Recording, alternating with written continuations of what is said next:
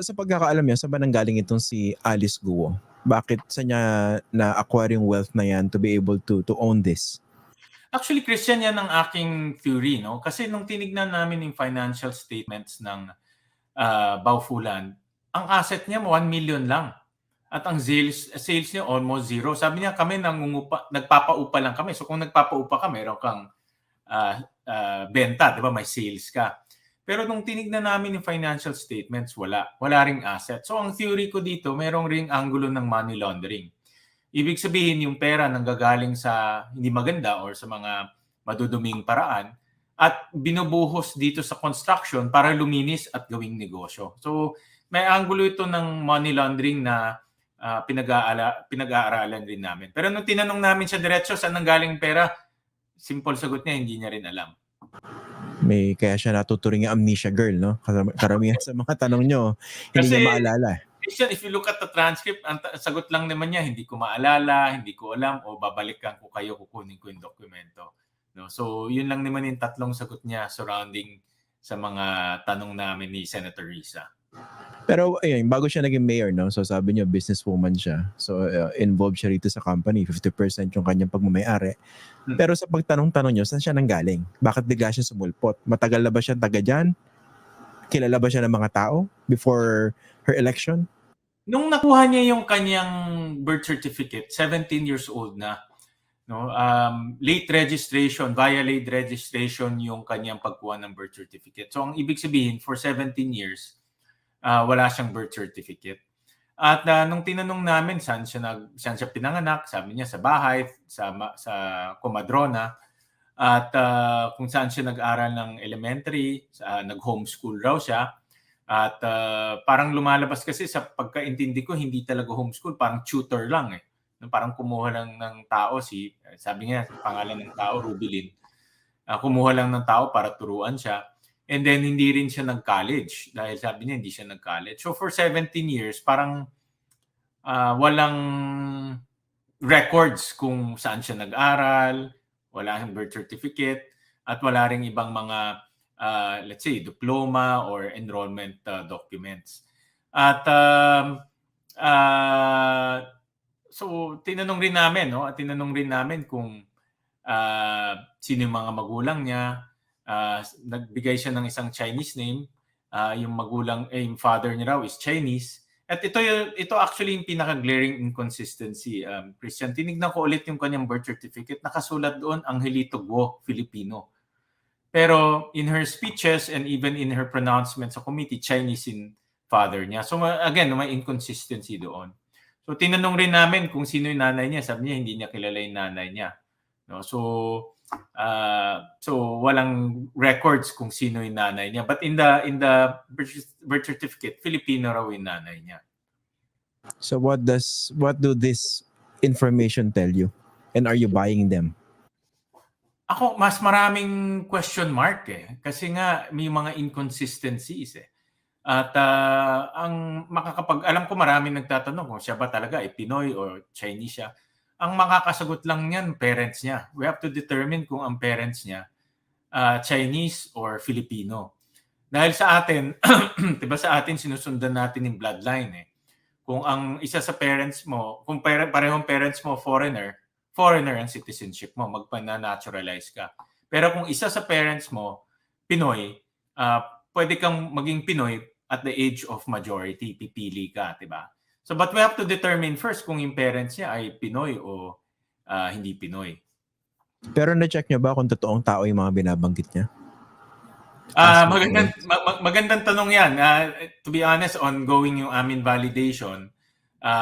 Of course, the committee kumukuha pa rin ng mga information at data tungkol dito sa mga personalidad. No? So talaga ang dapat para malaman kung ano talaga yung kanyang citizenship, dapat tignan natin yung citizenship ng kanyang magulang. Tsaka yun sa kanya, sa pagtatanong niyo ba dyan sa mga taga-Banban, no? Kilala ba siya nung bata? Sabi niya, lumaki siya dyan, di ba? I suppose, miski homeschooled siya, quote-unquote. Di ba sabi niya, lumaki siya sa hog farm.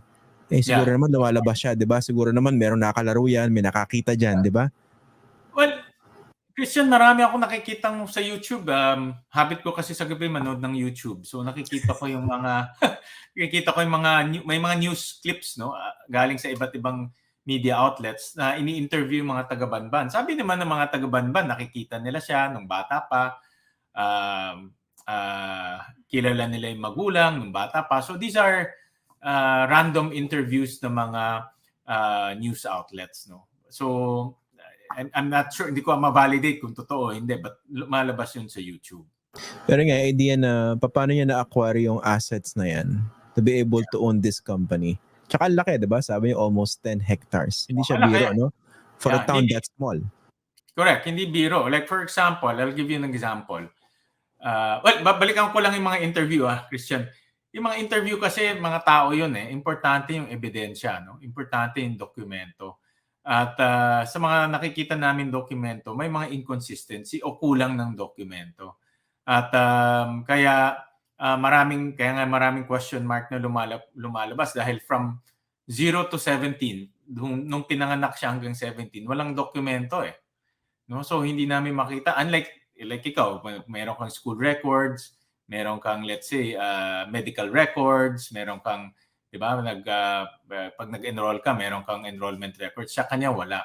So, kaya importante yung dokumento rather than yung mga ini-interview yung tao. But kaya yan aming kinukuha ngayon. Now, going back to the facility, napakalaki talaga. Bigyan kita example. Nung pumunta kami doon, Christian, yung mga mastermind, nagpatayo sila ng villa.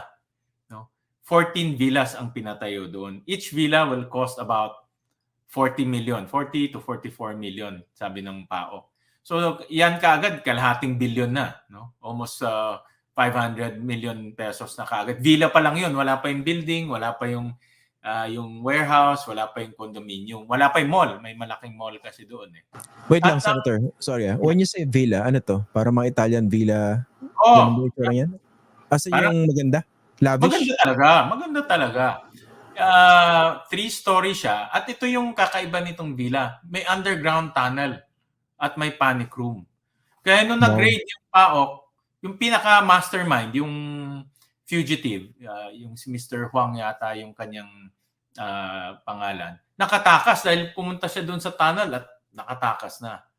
At nung tinignan rin namin yung records, itong Mr. Huang na ito, partner ni Mayor Guo sa Baofulan. At itong si Mr. Huang na mastermind ng Pogo, meron siyang case sa China at may warrant of arrest na. Kaya tinanong rin namin, alam mo ba na itong partner mo ay merong warrant of arrest at ito yung pinaka-mastermind ng Pogo? Of course, ang sagot niya, hindi niya alam. Pero nasa loob ko kasi kung ako ay negosyante, dapat alamin mo kung sino yung mga kapartner mo. Diba? Mayroon ka ng kutob kung itong kapartner mo matinuto o masamang tao, diba? Kasi ang laki ng perang ilalagay mo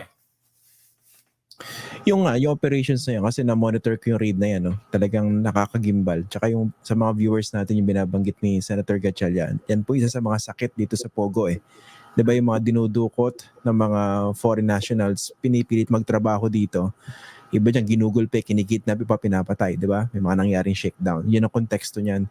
Pero dito, sa pagkakaalam nyo, business investigation na naisubmit sa inyo, no? Paano nakapag-establish ang ganyang kalaking operations sa Bamban? Actually, yun ang pagtitignan mo yung mapa, tsaka yung mga lumalabas sa YouTube na news reports. Kasi fino-focus nila yung municipal hall. Literally, itong Pogo Hub na ito ay kitang-kita mo from the municipal hall. In fact, less than 300 meters lang. Ibig sabihin, walking distance lang talaga siya from the municipal hall. Kaya naisip-isip ko, kung mayor ka, 800 ang nagtatrabaho doon, makikita mo 800 na foreigners papasok, palabas, pasok, palabas. At Pogo ito, kung mayor ka, medyo magtataka ka rin. Bakit 800 na tao, pasok, labas doon.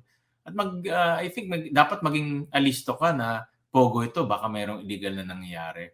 Kaya maganda yung tanong mo dahil hindi ko rin malaman kung bakit for almost 2 years naka-operate itong Zone U1 nang hindi na-detect ng LGU na mayroon palang human trafficking na nangyayari.